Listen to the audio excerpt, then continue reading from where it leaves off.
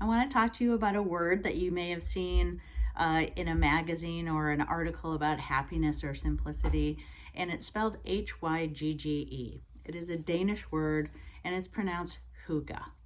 My mother came to the United States from Denmark when she was in her early 20s, as did my grandfather on my father's side. In many ways, I had a very traditional suburban American upbringing, but we were a very proudly Danish family, and our home was filled with hygge, which translates into finding joy in everyday things and a simplicity of living. My mother had a very cozy and artistic way of arranging the most everyday items that would bring tremendous joy. An affinity for vibrant colors in the home that were really different from other American homes, and telling us stories about her childhood in Denmark, woven with myths, folklore, traditional customs, and many stories about World War II. But most importantly, hygge is also translated into a state of mind or attitude towards the world. And I believe that philosophy has colored the choices I have made in my life, including my lifestyle, my relationships, and my commitment to social activism. Although I was born in America, my family was very proud of our Danish heritage, and it was part of our everyday lives. In his article, Happy Danes, Why is Denmark the Happiest Country in the World?, Steve Harvey touches on three things that were really important themes in my family growing up. One is something he describes as Jante's Law, though I never heard my family refer to it as that. But the concept is that no one person is better than another. Everyone is equal. The second is that Danes deeply believe in empowering everyone to live the life that gratifies them, that makes them happy, and to try new things. Kind of a live and let live attitude. The third concept is hygge, or taking time to enjoy the little things. The reality is that having grown up in a very Danish family, all of those concepts are part of hygge for me. I have lived a very unconventional life beginning in my teens, and I was comfortable and secure in making those choices because of the foundation laid by my Danish roots. In a quote from the article, one of the main things contributing to the happiness of the Danes is the sense of empowerment the locals have. People feel comfortable living life the way they want to. Something pervasive in our home was the legends of the Danish Nisse, which are elves or gnomes. And they lived with families and participated in family life in predictably impish ways. This is actually a traditional Danish Nisse that I brought back from a trip to Denmark. This will probably look very familiar to people. These gnomes are everywhere, but they are inspired by Scandinavian Nisse. Nisse are really associated with holidays, tradition, cozy homes, and stories in front of the fire. Every Danish home has its own Nisse. My mother told us our Nisse lived in our attic, and if we displeased him, he would hide our toys or tie our shoes together. Kind of hilariously, when I was a small child, I was so afraid to run into that damn elf in a dark hallway that I would refuse to use the bathroom at night. Now I have Nisse all around my house and office, kind of as totems to remind me of the traditions and joys of my childhood and of my Danishness. In the article, Carl and Karen Larsson's Arcadia, Agnieszka Dratkiewicz, I apologize for mispronouncing that name, writes, through the house they created together, Carl and Karen Larsson expressed a holistic idea of life, art, and their mutual penetration.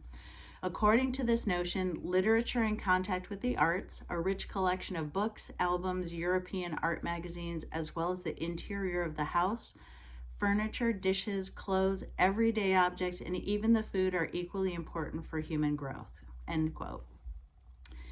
In my childhood home, a book of Carl Larsson's watercolors titled A Home, in Danish it was Et Hjem, that was what it was in my family, had pride of place in front of the couch by the fireplace. And if you ever get a chance to look through some of Carl Larsson's watercolors, you will find a lot of use of primary colors, shelves, rooms with plants, just kind of a very cozy Scandinavian home look that's very pervasive throughout Scandinavia and Denmark, Sweden, and Norway in particular. My mother was heavily influenced by this style of decor, and the comfort level of our home was really unparalleled. Gatherings of friends and families for meals was another important aspect of the hygge home. Many gatherings were impromptu or spur of the moment and all revolved around home-cooked meals and treats and often involved games, storytelling, and singing.